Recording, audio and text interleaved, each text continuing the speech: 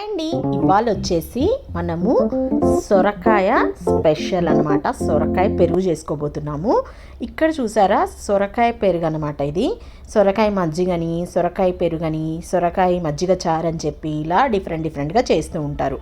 So దీనికోసం అయితే నేను ఒక చిన్న సొరకాయ, అంటే రౌండ్ సొరకాయ అనమాట, అది మొత్తము విత్తనాలు తీసేసి ముక్కలుగా చిన్న ముక్కలుగా కట్ చేసుకొని కుక్కర్లో ఒక విజిల్ రానిచ్చాను. అంతే, మెత్తగా అయిపోయినాయి అనమాట. ఒక్క విజిల్ వస్తే సరిపోతుంది. చిన్న ముక్కలు కట్ చేసి పెట్టుకోండి. ఇప్పుడు ఉల్లిపాయలు, పచ్చిమిర్చి, కరివేపాకు అండ్ కొత్తిమీర రెడీగా పెట్టేసుకున్నాను అనమాట. ఉల్లిపాయ బాగా చక్కగా చిన్న ముక్కలుగా కట్ చేసి పక్కన ఉంచుకోండి. పచ్చిమిరపకాయలు కూడా నేను మిక్సీ జార్లో వేసుకున్నాను. ఇప్పుడు పచ్చిమిరపకాయలని పేస్ట్ చేసుకుంటాను. ఈలోపు మనకు ఆయిల్ బాగా ఫ్రై అయిపోయింది. పోపు దినుసులు ఇందులోకి యాడ్ చేసుకొని, చక్కగా కట్ చేసి పెట్టుకున్న ఉల్లిపాయలు కూడా ఇందులోకి యాడ్ చేసుకొని, అండ్ అలాగే ఒక 2 ఎండుమిరపకాయలు అలా తుంచి వేసుకొని వీటిని బాగా వేయించుకోవాలి. ఇప్పుడు మనము కచ్చాపచ్చాగా గ్రైండ్ చేసుకున్నటువంటి పచ్చిమిర్చి పేస్ట్ కూడా ఇందులోకి యాడ్ చేసుకోవాలి. ఇప్పుడు పచ్చిమిర్చి పేస్ట్ అనేది మొత్తం పచ్చి వాసన పోయేంత వరకు చక్కగా వేయించుకోవాలన్నమాట. ఇందులో ఒక చిన్న టేబుల్ స్పూన్ పసుపు యాడ్ చేశానండి. ఇప్పుడు ఈ పసుపు కూడా బాగా వేగిపోవాలి. ఇవన్నీ కూడా బాగా వేయించుకుంటున్నప్పుడే మనం ఇందులోకి సాల్ట్ యాడ్ చేసేసుకుంటాము. అండ్ అలాగే కరివేపాకు కూడా యాడ్ చేసుకోండి. కరివేపాకు ముందే ఆయిల్లో వేస్తే చిటపటా అంటది, క్రంచిగా అయిపోద్ది.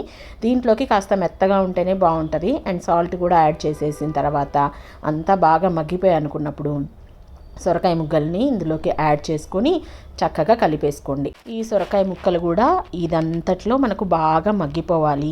అండ్ ఈ మసాలా అంతా కూడా మనకు బాగా మిక్స్ అవ్వాలన్నమాట. ఈ సొరకాయ అంతా కూడా బాగా మగ్గిపోయిన తర్వాత మనం ఇందులోకి పెరుగు యాడ్ చేసుకుంటాము. ఇది ఏంటంటే చివరిగా నేను కొత్తిమీర యాడ్ చేశాను. కొత్తిమీర యాడ్ చేసిన తర్వాత కూడా కాసేపు మగ్గించుకోండి. అయితే ఏంటంటే మనం చేయాల్సింది ఏంటంటే, ఇది పూర్తిగా చల్లారాక మాత్రమే పెరుగు యాడ్ చేయాలి.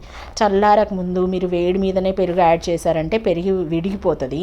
అందుకని మనము చల్లారాక ఇందులోకి పెరుగు యాడ్ చేసుకోవాలి. నేనైతే ప్యాకెట్ పెరుగే యూజ్ చేశానండి.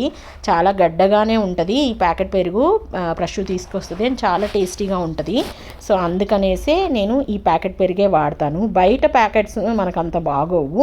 ఇవేంటంటే మనకు చక్కగా ఇంటి దగ్గర పాలు అమ్మే వాళ్ళే ఇలా పెరుగు ప్యాకెట్లు చేసి అమ్ముతూ ఉంటారు. ఇంతేనండి, సింపుల్ సొరకాయ పెరుగు రెడీ అయిపోయింది. ఇది వేడి చేసినప్పుడు కానీ, లేదా బాగా వేడిగా ఉన్నప్పుడు కానీ, అండ్ స్పెషల్గా సమ్మర్లో మనకు చలవ చేస్తుంది బాడీకి. అండ్ సొరకాయ చాలా మంచిది కూడా, చాలా విటమిన్స్ ఉంటాయి ఇందులో. అండ్ సొరకాయ బాడీకి చలవ చేస్తుంది కాబట్టి, దీంట్లో వాటర్ కంటెంట్ ఎక్కువ ఉంటుంది కాబట్టి ఇది తింటే చాలా మంచిది. మీకు ఈ వీడియో నచ్చిందా? నచ్చితే లైక్ చేయండి. ఈ సొరకాయ పెరుగు రెసిపీని మీరు కూడా ఒకసారి ట్రై చేసి ఎలా వచ్చిందో కామెంట్ సెక్షన్లో కామెంట్ చేయండి. Thanks for watching. మరొక వీడియోతో మళ్ళీ కలుద్దాం.